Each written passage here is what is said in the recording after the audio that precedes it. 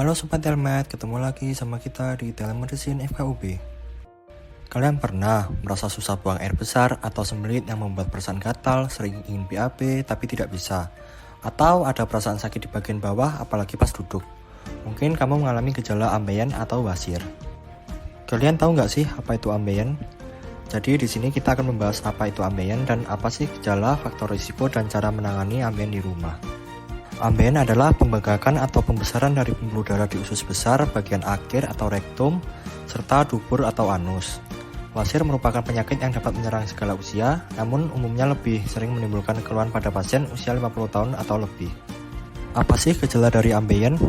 Yang pertama, munculnya darah segar menetes dari anus saat buang air besar. Yang kedua, gatal pada anus. Yang ketiga, nyeri bisa timbul akibat pergesekan dengan pakaian atau memberat saat duduk.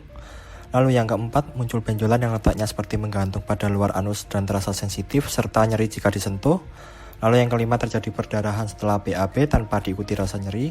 Dan yang terakhir, keluar lendir setelah BAB. Apa saja faktor risiko dari ambeien? Yang pertama, sembelit atau konstipasi yang terus-menerus karena asupan serat tubuh yang tidak terpenuhi.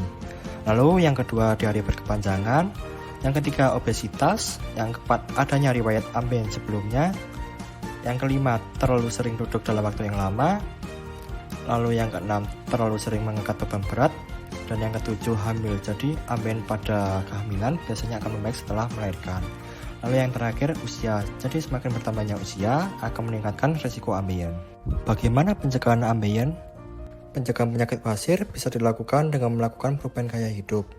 Yang pertama, perbanyak asupan air putih dan mengurangi konsumsi kafein dan minuman beralkohol.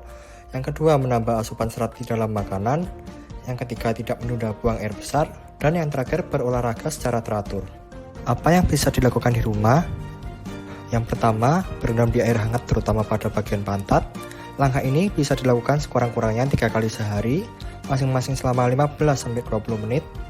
Manfaat dari berendam air hangat ini yakni akan mengurangi pembengkakan dari ambeien.